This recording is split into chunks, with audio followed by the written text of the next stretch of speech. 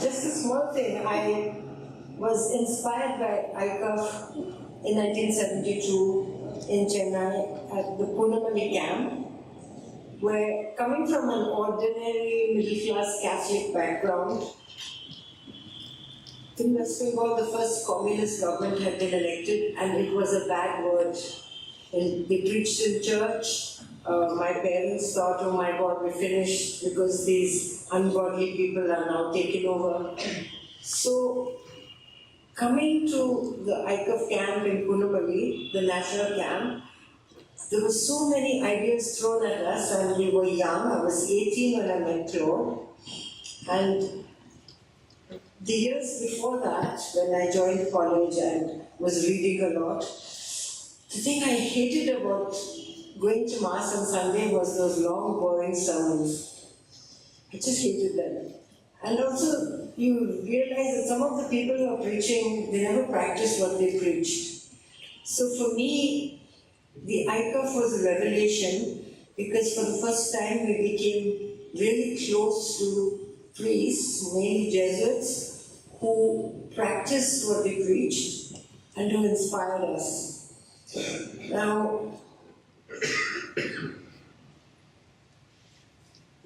it was a turning point in my life.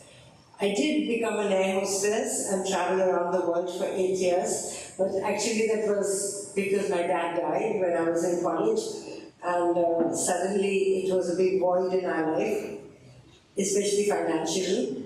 And so we also needed money, and I did it more for practical reasons, just to keep my family going.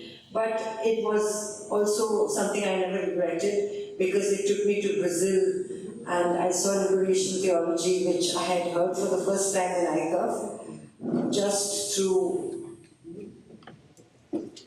the entire process of having traveled, got there. Through ICUF contacts, I met people in Brazil who were using gospel because it was a Catholic country, and in those days at 12 o'clock everybody rang the Angelus bell, and at 6 o'clock they prayed. And they used the gospel to organize sex workers, they call them lavadera, people who were dhobis, domestic servants. But to come back to what Father Claude meant to us, he was more than just another priest. He was more than the ICUF chaplain, because when I came to Bangalore, when I first met Father Claude in 72, when you're 18 years old, somebody who's 41, I calculated it from the dates sent. Father Claude was 41, when you're 18, someone who's 41 is a very old person. Then my father died in 74, and when Father Claude came to Calcutta for an ICUF camp, both my sisters and I said, he looks so much like my dad. So somehow there was some kind of emotional link. But after that, when we decided that it made more sense for us to go and work with the poor somewhere, and Stan had been with Adivasis, so it was Adivasis that we felt drawn to.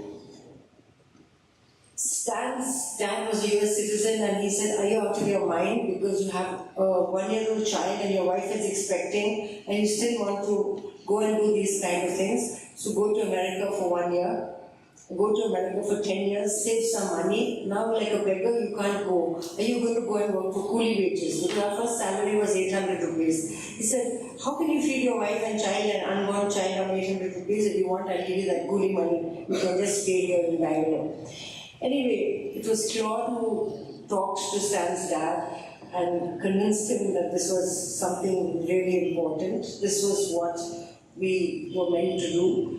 And it was also Claude who put 800 rupees in Stan's hand, and we went in 1984 March to this unknown place, and that 800 rupees fed us for the first month of March 84 till Stan got his first salary of 800 rupees. And we also went to a little market nearby and bought 4 small patrons, one for rice, one for dal, one for milk, one for coffee, and a 100 rupees little stove. And that's how we started our life in Bangalore in 1984, with Claude's blessings, but also with Claude's financial backing. He tended to put his money where his mouth was. He didn't only preach sermons. We could not have gone without his backing.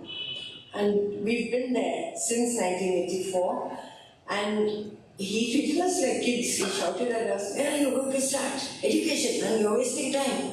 You know, each time you don't, you leave, each year that you're losing, one generation is being lost. It's your duty to start education." And he was saying, the people are starving, they don't want education right now, they want employment and food. And so we were trying to do things organically. And every time we came to Hajriwal, oh God, he's going to give us a barging. And of course he did. What about the education? What about the education?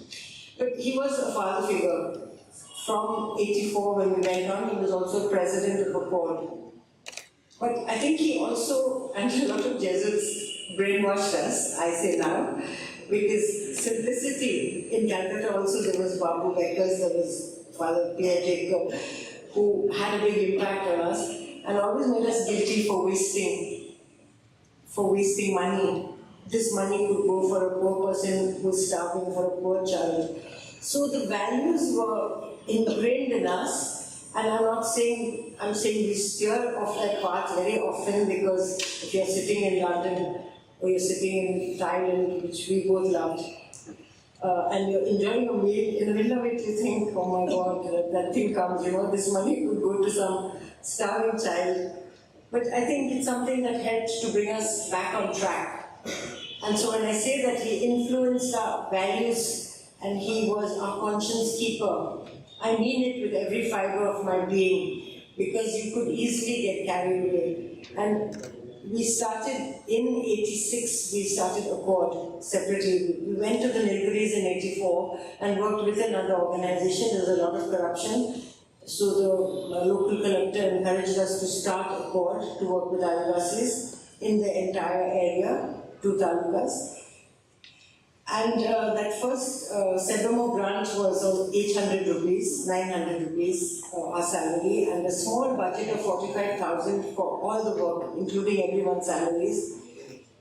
And it always struck us that we had to maintain the simplicity. That was why at the back of our reasoning, we said we cannot have enormous salaries like most of the funding agencies suggested. Donor agencies said, "Are you mad? You made a mistake. This can't be your salary," because it was not a great deal more than the rest of the Adivasi team. But it was from Claude's kind of brainwashing that we had these values. And a few years later, ActionAid moved in and started funding. And ActionAid said to us, "I think you made a mistake. You can't live on that much money." But again, it was Claude who's telling the ActionAid guy, "Don't spoil them, huh? Don't spoil them. Don't start throwing money at them and ruining these people. People are doing good work, you throw money at them and you spoil them." So, in that sense, Claude remained, he's still president of a board. We have to still take him off the board now. He's the president of our organization.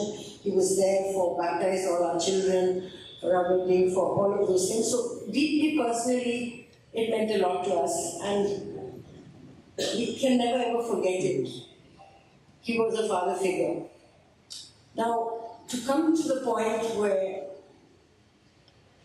we talk about the relevance of it all today.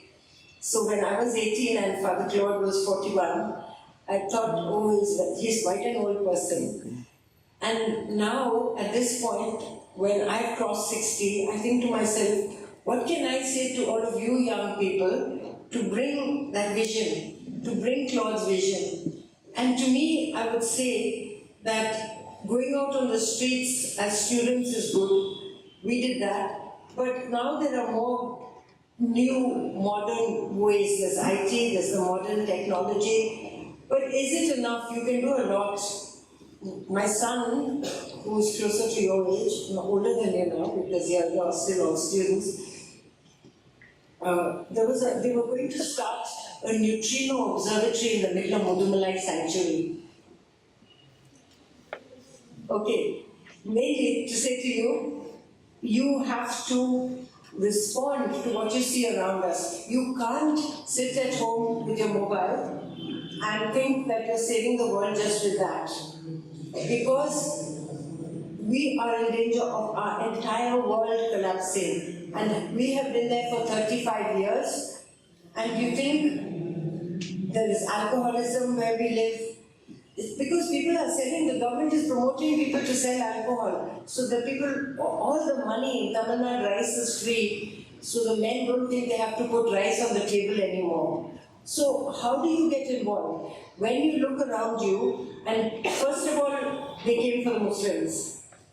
And we, the Catholic Church, officially, and among most of us, was silent. Next, they have come for Christians, but it's not hitting headlines, it's all over the place. To me, for you young people, the task of rebuilding India is even more frightening than it was in our time. We went, of course, to the Dalit who is being beaten up and raped and killed. The world is ending. For the Adivasi who's being put into jail by the Forest Department wrongly, the world is ending. But I don't think ever before, in the history of our country, is this entire country seeming to collapse, where frightening things are happening every day. Only people like you can now work together to do something about it. When you see injustice on the road, what can you do? When you see some African student being beaten up, when you see a Northeastern kid being beaten up, how do you respond? I don't mean that you're going to see it every day of your life, but in the school, in your college curriculum, can you talk about how you can address this? And that means working together. To me, I don't know at what point the ICAF is now, but to me, I think a revitalization of ICAF, including talking to students outside the Catholic community, is really important. I think you have to work for the unity of the country, as well as, because I've seen a lot of all the youngsters I know are willing to talk about the environment, global warming. But there's a lot more than that. I can't say it in 10 minutes, as I told you, I meander. But we, all of us, the older crowd here, would be more than happy to be involved in the ICAF, to come back to you students and discuss how you can save your own world. We're trying to save the world now for you, our children and our grandchildren. But you have to save it for yourselves, okay? Thank you. Sorry I overstepped.